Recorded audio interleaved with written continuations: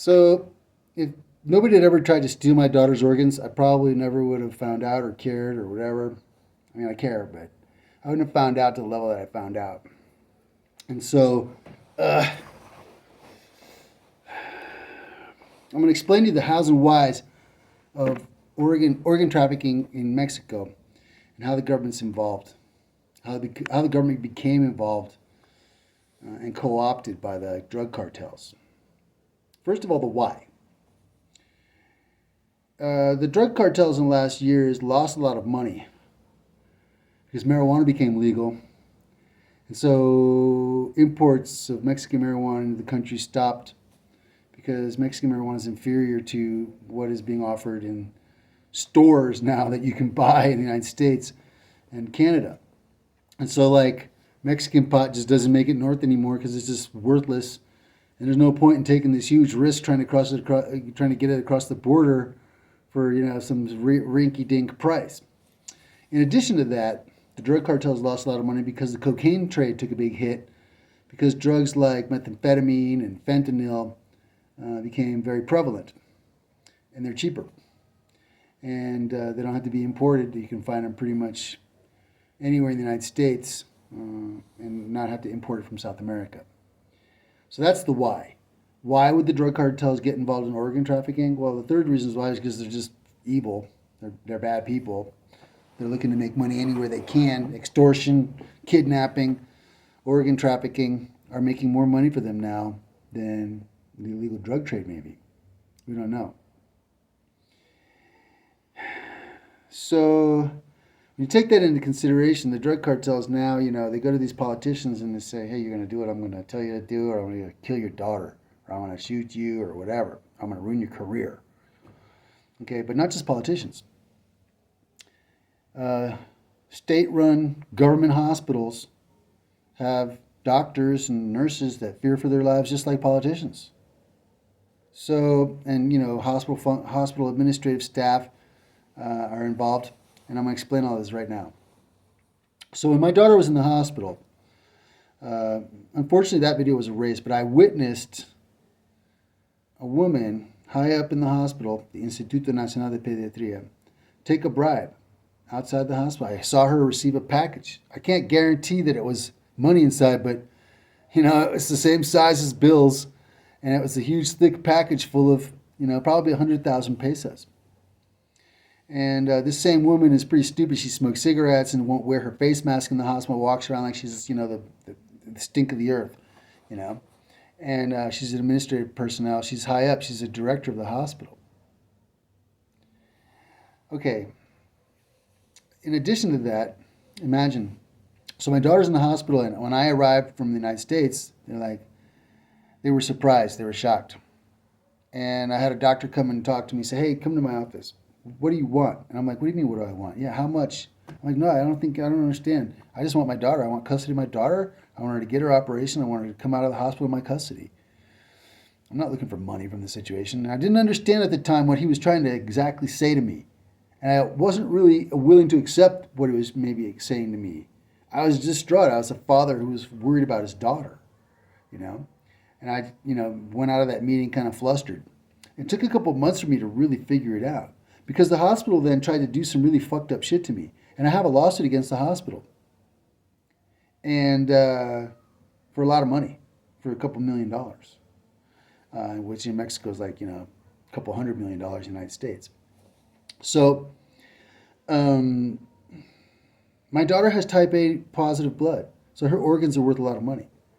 So here's the cartel. They come in and they say to the doctors, look, you've got to make these qualitative decisions every day of who lives and who dies, and you have limited resources available to you, and we're going to offer you money for these organs so your hospital can keep functioning. So, a child comes from a poor family, and maybe the guy's, a campesino out there in some remote part of the country, and their son or their daughter gets really sick, and they take him to this place called the Instituto Nacional de Pediatría. And these very smart, astute people in the hospital, know that the father or the mother don't have the education, they don't have the money, they don't have the time, and they tell them, well, when your daughter comes out of surgery and needs to be released from the hospital, If you don't have the money to take care of your daughter, we can't release your daughter into your custody. Your son will stay in the custody of the state. And the father and the wife, the mother, go back to their state and lead their humble lives, leaving their daughter or son in the custody of the state. Then they get the phone call, oh, your daughter died. Oh, well, what was I ever going to do anyway? If the state couldn't take care of my daughter with all of its resources, what was I going to do? I couldn't have possibly taken care of her. So,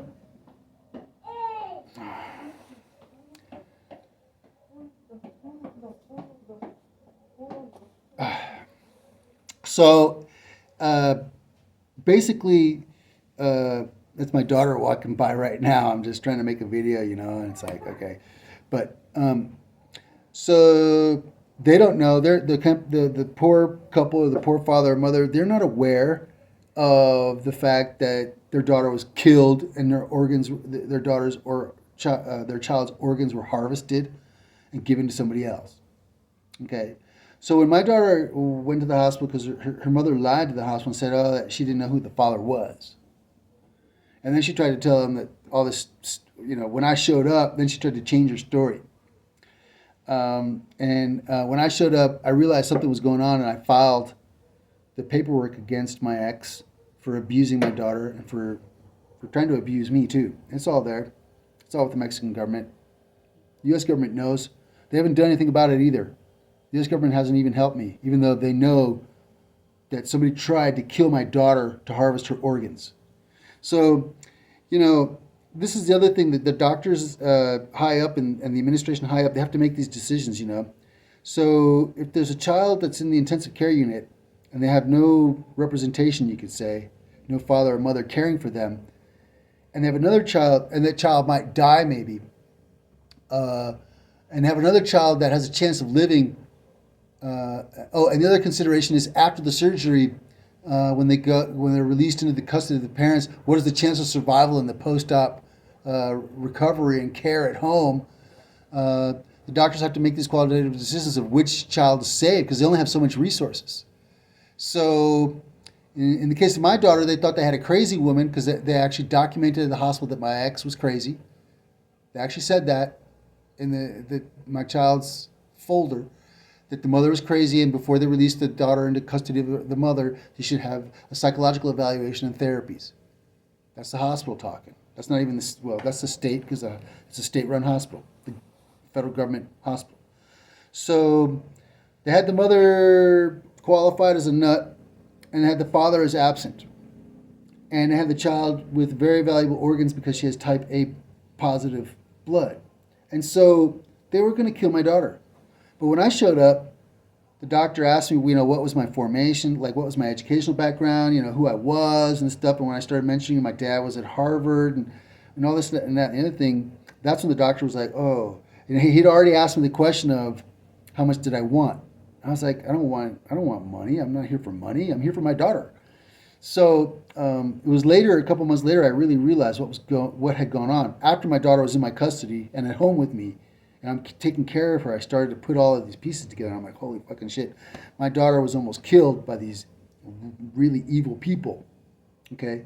So getting back to this. So they have a child who's not going to have a chance of surviving after the surgery, and they have a child that does have a chance of surviving after the surgery. And they have these limited resources.